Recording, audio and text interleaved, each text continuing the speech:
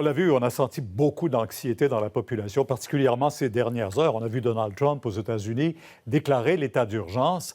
On peut comprendre certaines peurs, certaines angoisses, mais rappelons quand même, le coronavirus à cette heure-ci, là, même si on le sait en plein déploiement, est toujours sous contrôle chez nous. Les gouvernements mettent en place des mesures pour en freiner la propagation. Gilles Vachon est psychologue, il est avec nous ce soir. Bonsoir. Bonsoir. Mais ça n'empêche pas les gens là, d'emmagasiner des réserves. On a peur de manquer de produits. On vit cette anxiété-là et on la transmet aux autres.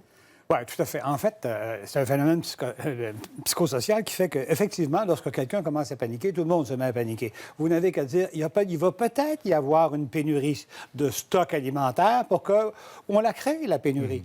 On a vu en régie plutôt une scène épouvantable chez Costco, les gens qui se battent carrément, et ils font tous les comportements qu'on ne doit pas faire. C'est-à-dire qu'en ce moment, on a quelqu'un qui nous dit « Voici ce que vous devriez faire pour freiner la propagation.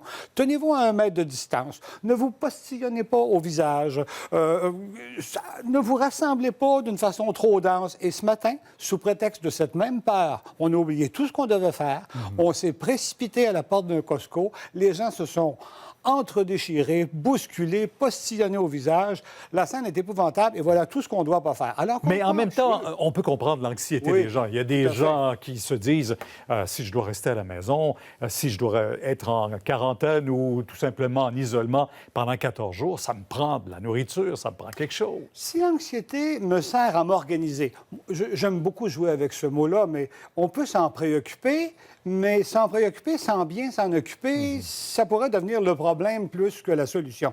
Alors, dans le cas qui nous occupe, quand les gens sont allés dévaliser le savon à vaisselle, sont allés dévaliser le pain, peut-être que là, il y a un problème. Si vous voulez stocker des choses utiles. De toute façon, ce que nous savons, c'est pas que l'univers va s'arrêter. Ce que nous savons, c'est que beaucoup de gens vont être malades, la plupart vont bien s'en sortir, et ce qui pourrait nous arriver de pire, c'est effectivement qu'on se mette à se tripoter comme ça, comme on a fait chez Costco, et qu'on provoque ce qu'on ne veut pas voir et ce qu'on cherche surtout à éviter, une trop forte propagation trop rapide. C'est pas à vous que je vais dire ça, Gilles Vachon. Les gens sont de plus en plus anxieux, on le constate, à tous les niveaux. Mais les enfants qui nous voient, là, avec un masque, qui nous voient agir, avoir ce comportement-là, et qui veulent à la fois être rassurés, qu'est-ce qu'on leur dit? Qu'est-ce qu'on fait?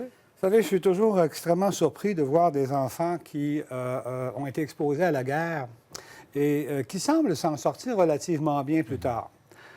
Je vois aussi d'autres enfants qui ont acquis des phobies et des obsessions strictement par contact avec des gens qui les avaient. Alors, je vous dirais que là aussi, il va y avoir des gens qui vont bien s'en sortir, d'autres qui vont moins bien s'en sortir. Mais vous avez parfaitement raison. On est de plus en plus anxieux. Essayons de voir un tout petit peu pourquoi. Bien, vous savez, à une autre époque, j'étais à peu près sûr que ce que je voyais aujourd'hui, je le verrais demain. Mais la cadence du changement est telle qu'il a créé une rupture assez inattendue avec mon sentiment de stabilité. Alors voilà que je suis plus sûr de rien.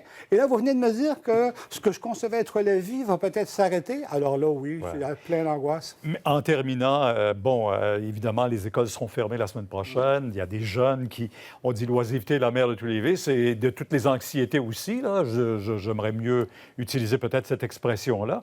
Mais il y en a pas moins qu'on leur dit en même temps, on ferme toutes les installations sportives. Il n'y a plus d'activité, pas de cinéma, rien. Vous savez, d'abord, là, on sait qu'il vous faut une... Je travaillais longtemps en hôpital et je sais qu'il vous faut absolument cette dose de médicaments-là et qu'il faut que vous la preniez, sinon vous allez mourir. Mais vous ne voulez absolument pas et vous vous débattez. Je vous jure qu'on va vous la donner quand même. Et qu'on va s'en sortir. On va vous en sortir. On va vous en sortir. Bien, merci beaucoup.